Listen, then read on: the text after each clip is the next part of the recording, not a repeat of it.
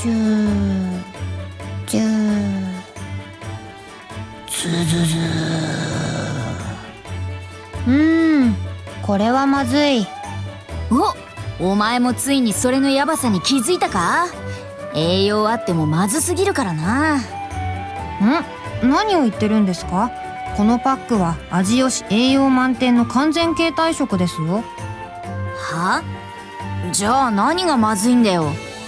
今までとある可能性をスルーしてきてしまったという事実がです。私気づいてしまったんですよ。最近何かを盗んでいく荒玉が多いじゃないですか。そこである可能性、仮説を立てたんですよ。荒玉ちゃんをたくさん見つける方法か？一部の荒玉が物を盗むといった行動を起こすのは人間に構ってほしいのではと。荒玉は物を奪ってもそれを利用するとは思えませんからね。どうですか七の里さん、この荒玉かまってちゃん説。ドヤ顔で言われてもよ、割とどうでもいいし。こんなに大事なことを今まで見落としていたなんて非常にまずいじゃないですか。知らねえっての。そんなことを聞かせるために私を呼びつけたのかよ。七の里さんには荒玉のデータ収集でいつも通り協力してほしいんですよ。先ほどの仮説を検証証明するには実際に何を盗むのかなどの具体的なデータがある程度必要と思いまして。大量の荒玉ちゃんと遊べるって話だな。ただですね、この任務ではすぐに倒さずにしつつも周りへの被害を抑えるように戦ってほしいんですよ。倒すだけでなく観察も大きな目的になりますから、立ち回ってくれますかね。嫌なこった。なんでお預けみたいなことされなきゃなんねえんだよ。少し我慢した方が荒玉を倒した時の楽しさも 2,3 倍になったりは？ならねえよ。その観察云々が一段落ついたらまた声かけてくれ。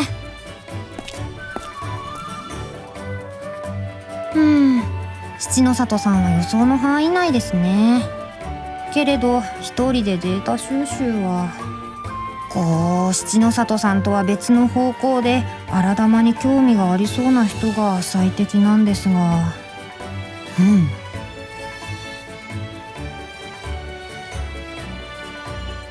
それでつぐみんは私に声をかけてくれたんですね。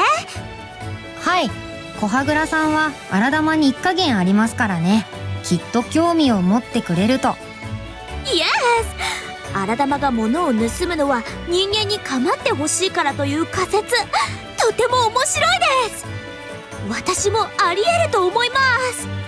仮説が正しく荒玉に自ら人に寄ってくる性質があるならば、動物のようにペットにできるものもいるかもしれません。そうですね。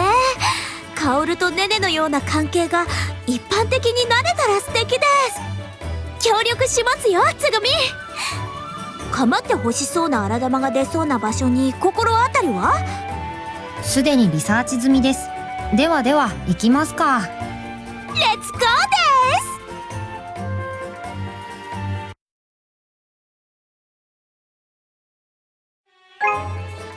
です。どうも近くの農家の方の話では荒玉が作物を奪うという事件がたびたび起きているようです。人的被害はないようです。これはますます仮説の信憑性が増しますね。はい、荒玉を人に慣れさせることが不可能とされてきましたが、希望が見えますね。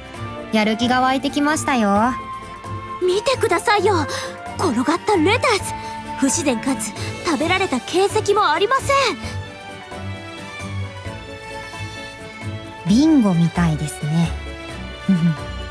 それにしても作物を盗み山に逃げ込むとは猿のような荒玉ですね。お猿さんと同じなら仲良くなれるかもしれません。猿軍団ならぬ荒玉軍団です。そのための一歩もデータ収集からです。荒玉の巣のようなものが発見できれば、そこに人工物があるかどうかなどなど調べられるのですが、高望みのしすぎですかね。ラッキーを祈るしかありませんね。早速逃がさないように距離を詰めつつデータを取りましょう。あーと応じてしまうくらい今の私はテンション高めですよ。どうやら作物以外のものもちらほら落ちていますね。今まで任務の時に時折確認されていたように食べ物だけでなく日用雑貨から金属加工品までいろいろありますね。全てが荒玉の仕業とは断定できませんし法則性が見出せませんが、ある意味では人間に興味があると言えるのではありませんか？あの荒玉で仮説を実地で検証する価値は十分かと。それでは近づいてみましょう。仮説が正しいならこちらから攻撃をしなければ大丈夫なはずです。さあお友達になりましょ怖くありませんよ。う。ネネとも仲良しですし、きっと他の荒玉とも。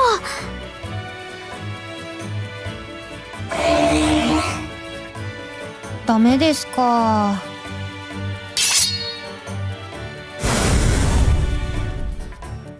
普段荒玉に襲いかかられるよりショックです。出てきてくれたのならまだ希望は捨てられません。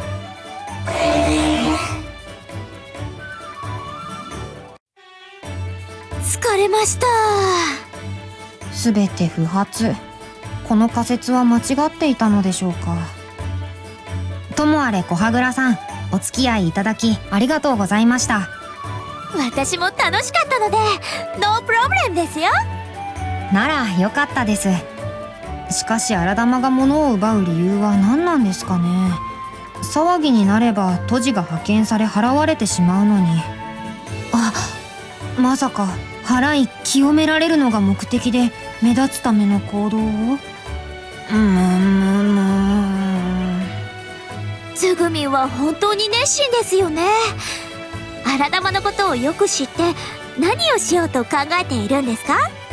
私、荒玉の平和利用、ある種の共存が夢なんです。まだまだ絵空事でしかありませんけど本気ですよ。おお、つぐみん、その夢私と一緒です。仲間同士ですね。